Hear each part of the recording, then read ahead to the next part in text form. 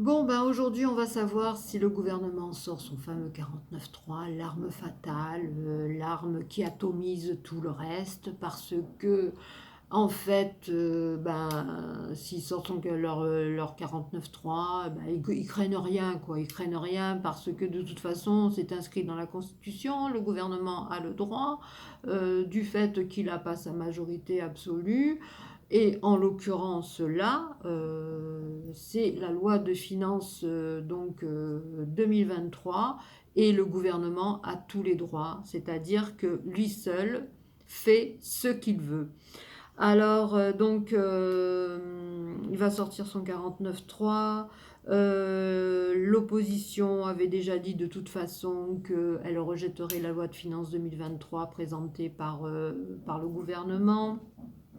Ils ont fait des palabres, ils ont déposé des amendements et même si donc Borne va engager son gouvernement, eh bien elle ne craint absolument rien. Absolument rien, parce que c'est dans la loi de finances, voilà, que tout est permis pour le gouvernement au sujet du 49.3. Il peut le sortir comme il veut, quand il veut, le nombre de fois qu'il veut. Voilà. Là, ça va être la même concernant le projet de loi, concernant, en ce moment, c'est pour le budget 2023, mais bientôt, c'est autour de la sécurité sociale. Donc, ce sera pareil. Donc, en fait, moi je dis qu'ils ont quelque part manœuvré psychologiquement, stratégiquement, parce que, ils ont dit qu'ils allaient rejeter les amendements proposés par la France insoumise et par le RN. Mais ils ne garderaient que certains amendements qui les intéressent, qui viennent tout droit des LR. Alors vous savez que chez les LR, il y a beaucoup qui sont Macron compatibles, mais le fait qu'ils acceptent donc des amendements qui viennent des LR, en fait, c'est fin comme analyse parce que ça va leur permettre pour des projets de loi futurs où là ils ne pourront pas se servir du 49.3 à toutes les sauces, mais uniquement un par session. Donc ils vont se mettre dans la poche cette frange de LR qui est Macron compatible, qui a proposé des amendements qui vont être certainement acceptés par le gouvernement Borne. Et donc, ça voudra dire, eh bien, pour les projets de loi futurs, eh bien, rappelez-vous, on a quand même accepté vos amendements, donc ça va leur permettre, au gouvernement, ça va lui permettre de moins batailler, de moins ferrailler, puisqu'il n'a pas sa majorité absolue. Par contre, s'il y a une frange de DLR qui vont se trouver séduits par le fait que le gouvernement a bien voulu mettre les amendements qu'ils avaient proposés dans la loi de finances, eh bien ça va les faire mousser, ils vont se dire oui, ben pourquoi pas, le gouvernement Borne effectivement propose une loi comme ça, etc., comme ça, eh bien nous, on accepte la loi que le gouvernement propose. Donc c'est uniquement par stratégie, par effet psychologique que ils ont quand même laissé palabrer, ils ont laissé le temps s'écouler, parce que sinon, si vous ne voulez pas obtenir quelque chose des LR dans le futur, pourquoi ils ne se seraient pas servis du 49.3 tout de suite pour aboutir au 49.3 maintenant, pourquoi ils ne se seraient pas servis du 49.3 tout de suite, directement? Alors ils vous ont dit oui, on veut le dialogue, etc. Tiens, le dialogue, c'était surtout à effet stratégique. Voilà, moi c'est mon analyse. Voilà. Alors bon, maintenant je reviens un peu sur ce qui s'est passé sur la marche du 16 octobre avec Mélenchon. Bon, ok, les gens sont dans la rue, bien sûr, les gens, ben, ils ont tous compris, tout le monde a compris, même ceux qui n'étaient pas dans la rue, que le pouvoir d'achat est en train de dégringoler par rapport à cette inflation qui est en train de grimper. Donc ensuite, Martinez, lui, à travers sa grève d'hier, qui a quand même réuni pas mal de syndicats donc, qui s'oppose bien évidemment à cette inflation en demandant, à ce que les salaires soient indexés sur l'inflation, et surtout tout le monde dit qu'il faut une augmentation des salaires. Ça, c'est de toute façon dans ce pays, encore une fois, j'avais fait une vidéo là-dessus aussi, ce pays, le dialogue social est hyper pauvre. À quand un dialogue social énervant et énervé pour que, enfin, en France, on prenne conscience que les salaires sont trop bas. Bon, alors maintenant, on en revient donc à cette inflation à travers la grève des carburants. Oui, est-ce que Martinez va obtenir ces fameux 10% qui sont alors 7% pour l'indexation sur l'inflation des salaires, et puis ensuite les 3% pour le partage des richesses. Alors que la CFDT et la CFE-CGC ont obtenu 7% plus une prime qui va de 3 à 6 000 euros. Est-ce qu'il y a quand même un certain bras de fer entre les syndicats? Alors si maintenant Martinez arrive à obtenir ces 10%, inutile de vous dire que 1, ça va faire un coup médiatique, et 2, que les salariés de syndicalisés CFDT et compagnie, eh ben, ils vont se retourner contre leur syndicat pour dire ah oui mais eux ils ont obtenu 10% et nous on a obtenu que 7%.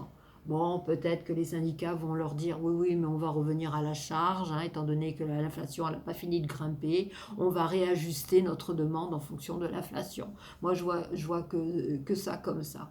Mais en attendant, bon, ben, les Français maintenant qui au départ étaient, c'est toujours pareil, hein, pour les débuts des grèves, les Français vous disent oui, on est d'accord, on les soutient. Mais à partir du moment où ça commence un peu on va dire, à y avoir de l'eau dans le gaz, là en ce moment c'est la période charnière pour les vacances. Les Français qui sont pas contents parce qu'ils peuvent pas rouler, ils peuvent pas aller en vacances comme ils voudraient parce qu'il y a ces mouvements sociaux, il y a le carburant qui est pas encore distribué correctement. Donc l'opinion publique commence à se retourner. C'est toujours pareil. Voilà. Donc, le deal maintenant, c'est les salaires, surtout indexés sur l'inflation. Ok, on a bien compris. Et puis aussi, où ça va nous mener tout ça, où ça va nous mener. Parce que après, il y a bien la ristourne que Total Énergie aurait consenti jusqu'à mi-novembre. Hein, on nous donne des miettes, des miettes. Quand un Pouyanné, quand un Tabarès ou Tavares, vous montre les chiffres de leur salaire et qui sont indécents, quoi, qui sont indécents dans un contexte comme ça. D'abord inflationniste, vous voyez que ces gens-là, ils vous disent oui, moi je gagne ça, et qui veulent pas augmenter leurs salariés, qui distribuent des dividendes exceptionnels, etc. Et parce qu'ils le mériteraient. Mais pourquoi il n'y a que eux, ces patrons-là, qui mériteraient avec le chien de Philippe? Et les gens qui se lèvent le matin, qui font des kilomètres en bagnole, qui font des kilomètres en RER ou je sais pas trop quoi, en train, etc., pour aller bosser, ils ne le mériteraient pas d'être augmentés? Non seulement déjà sur la période inflationniste, mais aussi sur la base du salaire lui-même. C'est indécent, c'est outrageant, enfin voilà quoi, ces patrons n'ont aucune mesure de ce qu'ils disent, quoi. Voilà. Donc l'indécence, eh bien, elle est là. Et bon, et les Français, bon, moi, ce que je vois, c'est que les Français, ben, ils se retournent très vite aussi à partir du moment où, quelque part, les gens qui font des grèves pour pouvoir avoir un meilleur niveau de vie, eh bien, du moment que ça va pas vite, ben, les gens, ils vous disent, ah ben non, moi, je suis pas content parce que, voilà. Bon, après, il y en a d'autres qui sont prêts à payer leur essence. L'autre fois, il y avait un un petit reportage où ils avaient interviewé que des gens qui étaient contents parce qu'ils avaient trouvé de l'essence, mais il fallait voir le prix de l'essence, quoi. Le prix de l'essence, c'était 2,50 €, ça atteignait presque 3 € le litre. Et les gens, ils disaient, tous, hein, ils ont été interviewés, ils disaient, ah non, non, mais moi, je regarde pas le prix, je mets de l'essence, je suis trop content pour aller bosser, etc. Toi, tu ne regardes pas le prix, mais tu dois faire partie de ces gens qui ne regardent pas le prix en général de ce qu'ils achètent, quoi. Donc ton pouvoir d'achat, il ne doit pas se trouver énormément rogné par rapport à l'inflation qui est en train d'augmenter en ce moment. Mais peut-être que dans peu de temps, ben, ces gens-là vont faire partie de cette classe moyenne qui est en train de glisser, glisser, glisser vers le bas. Hein? Voilà, donc ils sont contents. Le prix du litre est presque à 3 €. Ils sont contents du moment qu'ils mettent de l'essence. Mais le carburant, ça va te servir pendant combien de temps? 4 jours, 3 jours, une semaine à la limite, et si encore pendant la semaine qui est là, bon, bah, les carburants n'arrivent pas à être distribués correctement pour que les pompes soient bien distribuées, donc ces gens-là vont être prêts à se servir à une pompe qui va leur proposer 4 € le litre. C'est hallucinant des fois ce qu'on entend.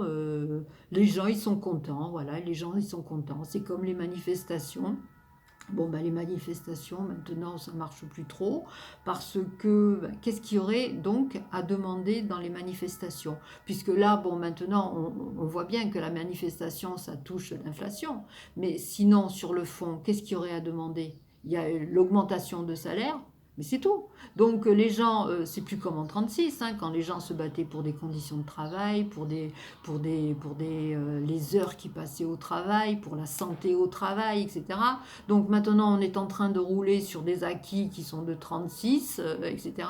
Mais sur le fond, il n'y a plus rien à demander.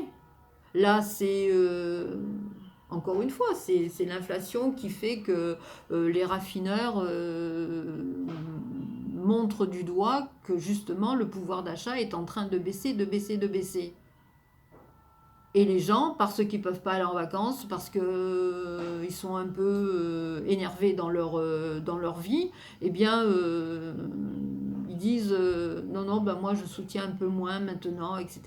Mais on verra bien cet hiver, bon, à travers la sobriété, mais surtout, on verra bien aussi au niveau des fêtes de fin d'année, comment les gens vont faire pour faire des repas de fête, etc.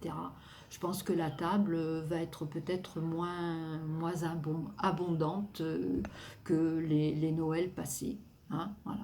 Et puis quant à la sobriété énergétique, à mon avis, si ça continue, la guerre en Ukraine, etc., continue, ben, c'est pas cette année qu'on va voir véritablement un hiver difficile, ce sera certainement l'hiver d'après.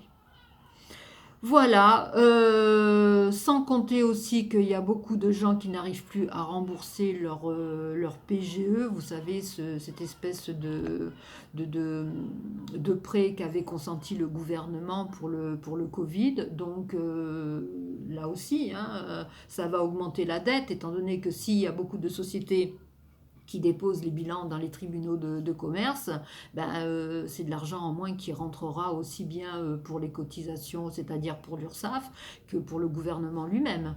Donc voilà, tout ça, ça crée aussi à créer de la dette. Voilà, c'est tout ce que j'avais un peu à dire concernant le 49.3 qui pour moi est un effet stratégique de la part du gouvernement donc Macron. Et puis ensuite en ce qui concerne les manifs qui servent plus à grand chose et parce que les gens, l'opinion publique se retourne très vite. Voilà, c'est tout ce que j'avais à dire. Sur ça, je veux dire, je vous souhaite quand même une bonne journée. Hein. Salut!